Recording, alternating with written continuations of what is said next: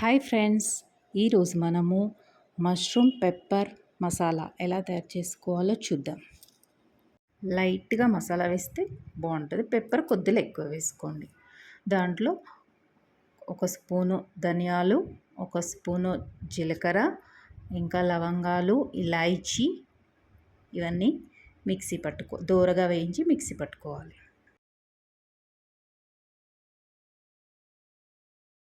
మష్రూమ్ని మంచిగా కడుక్కోవాలి.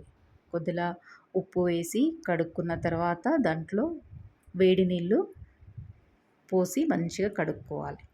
కడుక్కున్న తర్వాత దాన్ని ఒక స్ట్రైనర్లోకి తీసుకొని వాటర్ లేకుండా చూసుకోవాలి. ఇప్పుడు ఒక ప్యాన్ పెట్టేసి దాంట్లో మనం మసాలాను దూరగా వేయించుకుందాం.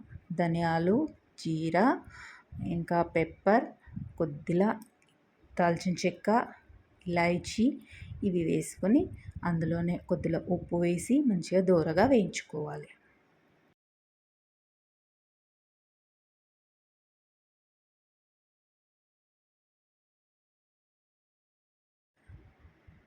దీన్ని మిక్సీ పట్టుకోవాలి. ఇప్పుడు అదే ప్యాన్లో కొద్దిగా నూనె పోసుకొని దాంట్లో జీలకర్ర వేసుకోవాలి. జీలకర్ర కొద్దిగా వేగిన తర్వాత దాంట్లో ఆనియన్స్ వేసుకోవాలి. ఆనియన్స్ని చిన్న చిన్నగా కట్ చేసుకోవాలి. ఆనియన్స్ వేసుకున్న తర్వాత దాంట్లో పుదీనా కూడా వేసుకోండి.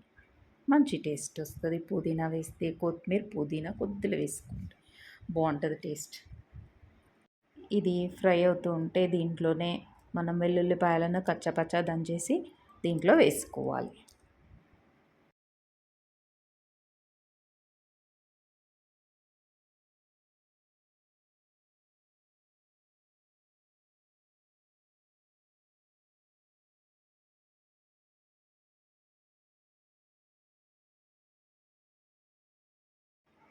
దీంట్లో అల్లం వెల్లుల్లిపాయ ముద్ద కొద్దిగా వేసుకోండి. ఇది కూడా మంచిగా వేగిన తర్వాత దీంట్లో పసుపు వేసుకోండి. ఇదంతా మంచిగా ఇట్లా ఫ్రై అవుతూ ఉండగా దీంట్లోనే కరివేపాకు కూడా వేసుకోవాలి. కరివేపాకుతోటి మంచి స్మెల్ వస్తుంది, మంచి టేస్ట్ కూడా ఉంటుంది. అవి కొంచెం మంచిగా ఫ్రై కావాలి కరివేపాకు.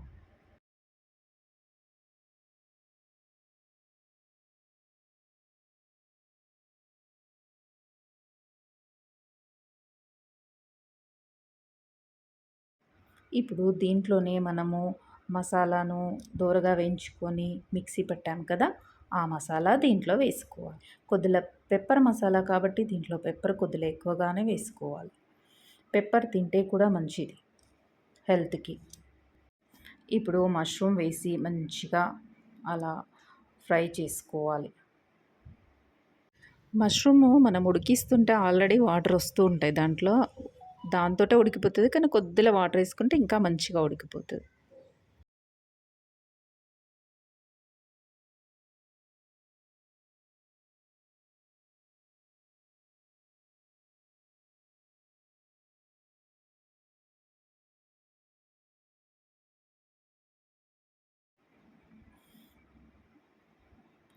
అదిగో అలా వాటర్ వస్తూ ఉంటాయి దాంట్లో. మనం కొద్దిలే వాటర్ పోసాం అయినా కూడా దాంట్లో వాటర్ మంచిగా ఇట్లా ఊరుతాయి.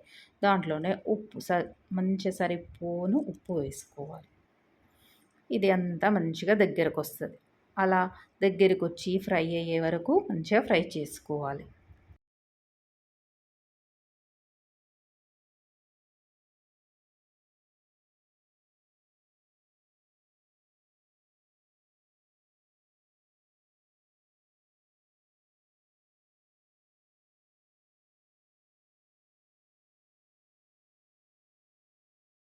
అలా మంచి కలర్ వచ్చే వరకు మంచి కొద్దిగా బ్రౌన్గా రెడ్డిష్ బ్రౌన్ అట్లా కనిపిస్తూ ఉంటుంది మనకు. అట్లా వచ్చే వరకు మంచిగా ఫ్రై చేసుకోవాలి.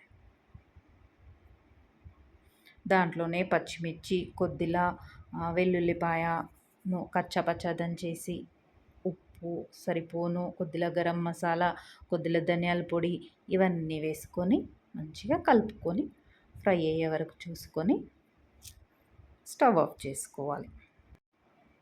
ఇప్పుడు ఒక ప్లేట్లోకి తీసుకొని దాంట్లో కొత్తిమీరతో మంచిగా గార్నిష్ చేసి దాంట్లో నిమ్మకాయ పిండుకుంటే చాలా టేస్ట్ ఉంటుంది. ఇప్పుడు వర్షం పడుతుంటే ఇలా తిన్నామనుకోండి చాలా టేస్ట్ ఉంటుంది.